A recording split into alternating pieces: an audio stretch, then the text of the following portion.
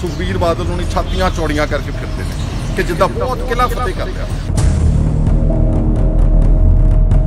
ਠੀਕ ਹੈ, ਤੁਸੀਂ ਇਸ ਕਚਹਿਰੀ ਚੋਂ ਤਾਂ ਬਚ ਰਹੇ ਹੋ, ਤੁਹਾਡੇ ਕੋਲ ਸਾਧਨ ਨੇ, ਲੇਕਿਨ ਉਸ ਵਾਹਿਗੁਰੂ ਦੀ ਕਚਹਿਰੀ ਚੋਂ ਕਿੱਦਾਂ ਬਚੋਗੇ?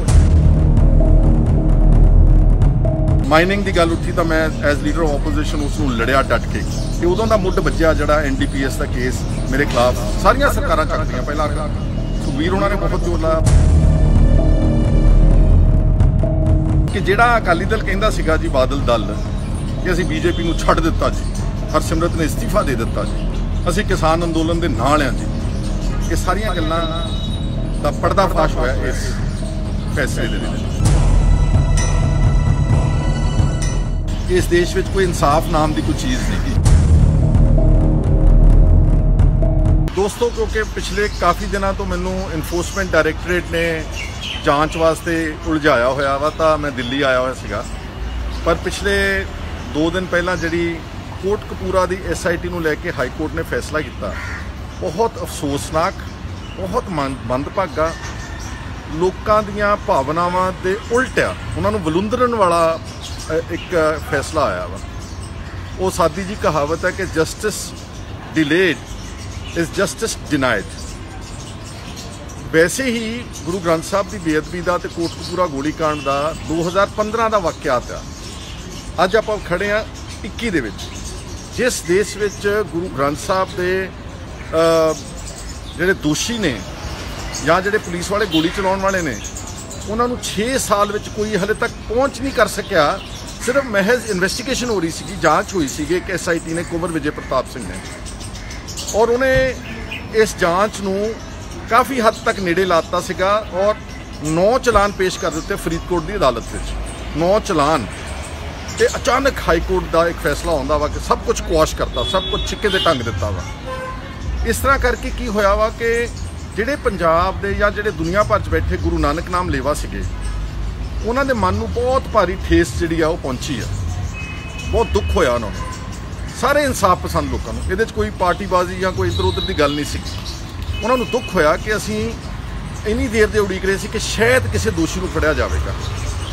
ਅਕਾਲੀ ਦਲ ਦੀ ਖੋਤੀ ਪੰਥਕ ਜਾਂ ਬਾਦਲ ਸਰਕਾਰ ਨੇ ਤਾਂ ਕੀ ਦੋਸ਼ੀਆਂ ਨੂੰ ਫੜਨਾ ਸੀ।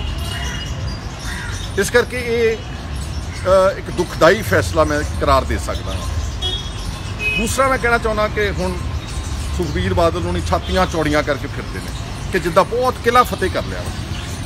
ਇਹਨਾਂ ਨੂੰ ਯਾਦ ਰੱਖਣਾ ਚਾਹੀਦਾ ਕਿ ਠੀਕ ਹੈ, ਤੁਸੀਂ ਇਸ ਕਚਹਿਰੀ ਚੋਂ ਤਾਂ ਬਚ ਰਹੇ ਹੋ, ਤੁਹਾਡੇ ਕੋਲ ਸਾਧਨ ਨੇ, ਲੇਕਿਨ ਉਸ ਵਾਹਿਗੁਰੂ ਦੀ ਕਚਹਿਰੀ ਚੋਂ ਕਿੱਦਾਂ ਬਚੋਗੇ? ਤੁਹਾਨੂੰ ਪਤਾ ਵਾ ਕਿ ਅਸੀਂ ਦੋਸ਼ੀਆਂ ਨੂੰ ਬਚਾਇਆ ਵਾ, ਤੁਹਾਨੂੰ ਪਤਾ ਸੀਗਾ ਕਿ ਕਿਹਨਾਂ ਨੇ ਇਹ ਜਿਹੜਾ ਗੁਰੂ ਗ੍ਰੰਥ ਸਾਹਿਬ ਦੀ ਬੇਅਦਬੀਆਂ ਕੀਤੀਆਂ, ਕਿਸ ਨੇ ਗੋਲੀ ਚਲਾਈ। ਜਸਟਿਸ ਰਣਜੀਤ ਸਿੰਘ ਕਮਿਸ਼ਨ ਨੇ ਤਹਿਕੀਕਾਤ 'ਚ ਇੱਕ ਅਜੀਤ ਸਿੰਘ ਨਾਮੀ ਵਿਅਕਤੀ ਦੇ ਉਦਣ ਕੋਟਕਪੂਰੇ ਉਹਦੇ ਸ਼ਾਇਦ ਚੂਲੇ ਵਿੱਚ ਗੋਲੀ ਵੱਜੀ ਸੀਗੀ। ਅਕਾਲੀ ਦਲ ਦੀ ਸਰਕਾਰ ਨੇ ਉਸ ਗੋਲੀ ਦਾ ਕੋਈ ਕੋਗਨੀਜੈਂਸ ਨਹੀਂ ਲਿਆ। ਜਸਟਿਸ ਰਣਜੀਤ ਸਿੰਘ ਕਮਿਸ਼ਨ ਦੀ ਰਿਪੋਰਟ ਤੋਂ ਬਾਅਦ ਉਹਦੇ ਤੇ 307 ਦਾ ਮੁਕੱਦਮਾ ਦਰਜ ਹੋਇਆ ਪੁਲਿਸ ਵਾਲਿਆਂ ਤੇ। ਇਸ ਫੈਸਲੇ ਨੇ ਤਾਂ ਇਹ ਦੱਸਿਆ ਵਾ ਕਿ ਇਸ ਦੇਸ਼ ਵਿੱਚ ਕੋਈ ਇਨਸਾਫ ਨਾਮ ਦੀ ਕੋਈ ਚੀਜ਼ ਨਹੀਂ ਗੀ। ਔਰ ਇਹ ਮੈਂ ਇਹ ਵੀ ਇੱਥੋਂ ਤੱਕ ਕਹਿ ਸਕਦਾ ਕਿ ਸਭ ਕੁਝ ਮੈਨੂਪੂਲੇਟ ਹੋ ਰਿਹਾ। ਹੁਣ ਸਭ ਕੁਝ ਜਿਹੜੇ ਵੀ ਲੋਕ ਇਸ ਦੇਸ਼ ਦੀ ਤਸ਼ੱਦਦ ਕਰਨ ਵਾਲੀ ਸਰਕਾਰਾਂ ਦੇ ਖਿਲਾਫ ਬੋਲਦੇ ਨੇ, ਉਹਨਾਂ ਨੂੰ ਟਾਰਗੇਟ ਕੀਤਾ ਜਾ ਰਿਹਾ। ਤੁਹਾਡੇ ਸਾਹਮਣੇ ਮੈਂ ਇੱਕ ਜੀਂਦੀ ਜਾਗਦੀ ਮਿਸਾਲ ਆ। ਮੈਨੂੰ ED ਜਿਹਦਾ ਕੰਮ ਹੈਗਾ ਮਨੀ ਲਾਂਡਰਿੰਗ, ਜਿਹੜੇ ਆਫਸ਼ੋਰ ਵੱਡੇ ਵੱਡੇ ਮਗਰਮੱਛ ਨੇ, ਅਫਸਰ, ਪੋਲੀਟੀਸ਼ੀਅਨ, ਵਪਾਰੀ, ਇਹ ਉਹਨਾਂ ਨੂੰ ਇਨਵੈਸਟੀਗੇਟ ਕਰਨ ਵਾਸਤੇ ਬਣਾਈ ਗਈ ਸੀ, ਨਾ ਕਿ ਕਿਸੇ ਵਿਸਲ ਬਲੋਅਰ ਨੂੰ, ਕਿਸੇ ਕਰੂਸੇਡਰ ਨੂੰ। ਜਿਹੜੇ ਆਦਮੀ ਲਗਾਤਾਰ ਓਪੋਜੀਸ਼ਨ ਵਿੱਚ ਰਹੇ ਨੇ, ਜਿਹੜੇ ਹਰ ਕਿਸਮ ਦੇ ਇਨਜਸਟਿਸ ਤੇ ਬੇਇਨਸਾਫੀ ਦੇ ਖਿਲਾਫ ਆਵਾਜ਼ ਉਠਾਉਂਦੇ ਨੇ, ਹਰ ਕਿਸਮ ਦੇ ਮਾਫੀਆ ਦੇ ਖਿਲਾਫ ਲੜਦੇ ਨੇ। ਜਿਸ ਤਰ੍ਹਾਂ ਉਦੋਂ ਮਾਈਨਿੰਗ ਦੀ ਗੱਲ ਉੱਠੀ ਤਾਂ ਮੈਂ ਐਜ਼ ਲੀਡਰ ਆਫ ਆਪੋਜੀਸ਼ਨ ਉਸ ਨੂੰ ਲੜਿਆ ਡਟ ਕੇ, ਤੇ ਉਦੋਂ ਦਾ ਮੁੱਢ ਵੱਜਿਆ ਜਿਹੜਾ NDPS ਦਾ ਕੇਸ ਮੇਰੇ ਖਿਲਾਫ ਸਾਰੀਆਂ ਸਰਕਾਰਾਂ ਚੱਕਦੀਆਂ। ਪਹਿਲਾਂ ਸੁਖਬੀਰ ਉਹਨਾਂ ਨੇ ਬਹੁਤ ਜ਼ੋਰ ਲਾਇਆ, ਬਾਅਦ ਵਿੱਚ ਸਿਰਫ ਇਸ ਕਰਕੇ ਕਿ ਕਾਂਗਰਸ ਨੂੰ ਆਪਣਾ ਮਿਨਿਸਟਰ ਡ੍ਰੌਪ ਕਰਨਾ ਪਿਆ, ਉਹਨਾਂ ਨੇ ਮੇਰੇ ਖਿਲਾਫ ਇਹ ਮਨ ਘੜਤ ਗੱਲ ਬਣਾ ਲਈ। ਉਸੇ ਹੀ ਮਨ ਘੜਤ ਨੂੰ ਚੱਕ ਕੇ ਹੁਣ ED ਇਨਵੈਸਟੀਗੇਟ ਕਰ ਰਹੀ। ਚਲੋ ਕੋਈ ਗੱਲ ਨਹੀਂ ਜੀ, ਮੈਂ ਉਸ ਕੇਸ ਨੂੰ ਆਪਣੇ ਲੜਨ ਦਾ ਪ੍ਰਣ ਕੀਤਾ। ਮੈਂ ਸਮਰੱਥ ਵੀ, ਮੈਂ ਲੜੂੰਗਾ, ਕਿਉਂਕਿ ਮੈਨੂੰ ਪਤਾ ਵਾ ਕਿ ਮੈਂ ਸੱਚ ਤੇ ਖੜਾ। ਜਿਹੜੀ ਇਹ ਗੱਲ ਫੈਸਲਾ ਆਇਆ ਨਾ, ਕੋਸ਼ ਕੀਤੀ ਆ SIT, ਇਹਦੇ 'ਚ ਇੱਕ ਬਹੁਤ ਇੰਪੋਰਟੈਂਟ ਪੋਲੀਟੀਕਲ ਸੁਣਿਆ ਹੋਇਆ ਵੀ ਸਮਝਣ ਦੀ ਕੋਸ਼ਿਸ਼ ਕਰੋ ਤੁਸੀਂ ਸਾਰੇ, ਕਿ ਜਿਹੜਾ ਅਕਾਲੀ ਦਲ ਕਹਿੰਦਾ ਸੀਗਾ ਜੀ ਬਾਦਲ ਦਲ ਕਿ ਅਸੀਂ ਬੀਜੇਪੀ ਨੂੰ ਛੱਡ ਦਿੱਤਾ ਜੀ, ਹਰਸਿਮਰਤ ਨੇ ਅਸਤੀਫਾ ਦੇ ਦਿੱਤਾ ਜੀ, ਅਸੀਂ ਕਿਸਾਨ ਅੰਦੋਲਨ ਦੇ ਨਾਲ ਹਾਂ ਜੀ, ਇਹ ਸਾਰੀਆਂ ਗੱਲਾਂ ਦਾ ਪਰਦਾਫਾਸ਼ ਹੋਇਆ ਇਸ ਫੈਸਲੇ ਦੇ ਨਾਲ। ਮੈਂ ਤੁਹਾਨੂੰ ਦਾਅਵੇ ਨਾਲ ਕਹਿ ਸਕਦਾ ਕਿ ਸੁਖਬੀਰ ਸਿੰਘ ਬਾਦਲ ਤੇ ਬਾਦਲ ਪਰਿਵਾਰ ਦੀ ਗੱਠਜੋੜ ਹਲੇ ਬੀਜੇਪੀ ਨਾਲ ਬਿਲਕੁਲ ਬਰਕਰਾਰ ਆ। ਔਰ ਯਾਦ ਰੱਖਣਾ ਕਿ 2022 ਦੀਆਂ ਇਲੈਕਸ਼ਨਾਂ ਦੀ ਤਿਆਰੀ ਹੋ ਰਹੀ ਆ। ਇਹ 2022 ਦੀਆਂ ਇਲੈਕਸ਼ਨਾਂ ਸਿੱਧੇ ਤੌਰ ਤੇ ਜਾਂ ਅਸਿੱਧੇ ਤੌਰ ਤੇ ਇਕੱਠੇ ਲੜਨ। ਸਿੱਧਾ ਤਾਂ ਹੋ ਗਿਆ ਕਿ ਸਿੱਧਾ ਹੀ ਅਲਾਇੰਸ ਕਰ ਲਿਆ, ਜਿਹਦਾ ਪਹਿਲਾਂ ਇਹਨਾਂ ਦਾ ਹੁੰਦਾ ਰਿਹਾ ਵਾ। ਅਸਿੱਧਾ ਇਹ ਹੈਗਾ ਕਿ ਜਿੱਥੇ ਜਿੱਥੇ ਸ਼ਹਿਰਾਂ ਦੇ ਵਿੱਚ ਅਕਾਲੀ ਦਲ ਦੀ ਕੋਈ ਆਪਣੀ ਹੋਂਦ ਨਹੀਂ ਗਈ, ਉਹ ਸਾਰੀ ਆਪਣੇ ਕੇਡਰ ਨੂੰ ਕਹਿ ਕੇ ਵੋਟ ਬੀਜੇਪੀ ਨੂੰ ਟ੍ਰਾਂਸਫਰ ਕਰਾਉਣਗੇ। ਸਿਰਫ ਫੂਕ ਹੀ ਮਾਰਨੀ ਨਾ 10-20 ਆਪਣੇ ਇੰਪੋਰਟੈਂਟ ਆਗੂਆਂ ਦੇ।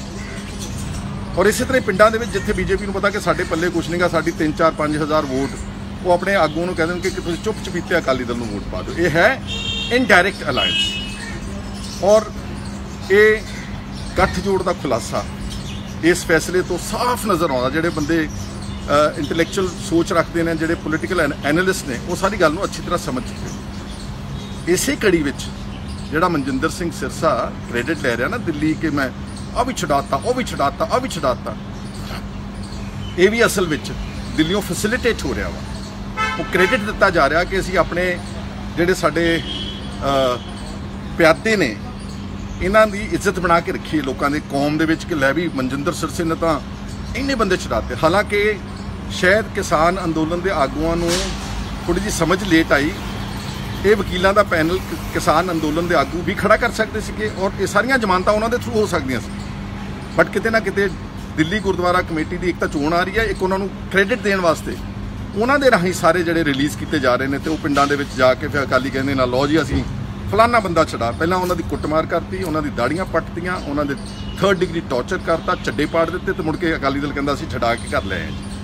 ਇਹ ਸਾਰਾ ਫਾਰਸਿਕਲ ਹੈ, ਸਾਰਾ ਇੱਕ ਡਰਾਮਾ ਰਚਿਆ ਜਾ ਰਿਹਾ ਵਾ ਸਿਰਫ ਤੁਹਾਡੀਆਂ ਅੱਖਾਂ ਦੇ ਵਿੱਚ ਘੱਟਾ ਪਾਉਣ ਵਾਸਤੇ। ਇਸ ਲਈ ਮੇਰੇ ਵੀਰੋ ਭੈਣੋ, ਜਿੱਥੇ ਵੀ ਦੁਨੀਆ 'ਚ ਤੁਸੀਂ ਬੈਠੇ ਹੋ, ਮੈਂ ਸਮਝਦਾ ਕਿ ਇਹ ਇੱਕ ਬਹੁਤ ਵੱਡਾ ਕੀ ਕਹਿੰਦੇ ਆ ਕਿ ਨੈਚੁਰਲ ਜਸਟਿਸ ਦੀ ਮੁਖਾਲਫਤ ਹੋਈ ਹੈ। ਅਦਾਲਤਾਂ ਕਾਹਦੇ ਲਈ ਬਣਾਈਆਂ ਜਾਂਦੀਆਂ? ਤਾਂ ਕਿ ਇਨਸਾਫ ਦਿੱਤਾ ਜਾਵੇ। ਤੁਸੀਂ ਇਨਸਾਫ ਦੇਣ ਦੀ ਬਜਾਏ ਤੁਸੀਂ ਉਹ ਸਾਰੀ ਇਨਵੈਸਟੀਗੇਸ਼ਨ ਹੀ ਰੱਦ ਕਰ ਦਿੱਤੀ। ਔਰ ਮੈਂ ਤੁਹਾਨੂੰ ਇੱਕ ਵਾਰ ਮੇਰੀ ਅੱਛੀ ਤਰ੍ਹਾਂ ਨੋਟ ਕਰੋ, ਮੈਂ ਕਈ ਵਾਰ ਗਿਆ ਹਾਈ ਕੋਰਟ, ਸੁਪਰੀਮ ਕੋਰਟ, ਕਈ ਵਾਰ। ਸਾਨੂੰ ਕੀ ਜਵਾਬ ਮਿਲਦਾ ਜੀ? ਜਦੋਂ ਹੁਣ ਈਡੀ ਨੇ ਮੇਰੇ ਖਿਲਾਫ ਇਨਵੈਸਟੀਗੇਸ਼ਨ ਸ਼ੁਰੂ ਕੀਤੀ ਆ, ਸਭ ਨੂੰ ਪਤਾ ਕਿ ਮਨ ਘੜਤ ਤਾਂ ਝੂਠੀ ਆ, ਪਰ ਅਦਾਲਤ ਇਹ ਕਹੇਗੀ ਕਿ ਅਸੀਂ ਇਨਵੈਸਟੀਗੇਸ਼ਨ ਵਿੱਚ ਦਖਲ ਨਹੀਂ ਦੇ ਸਕਦੇ।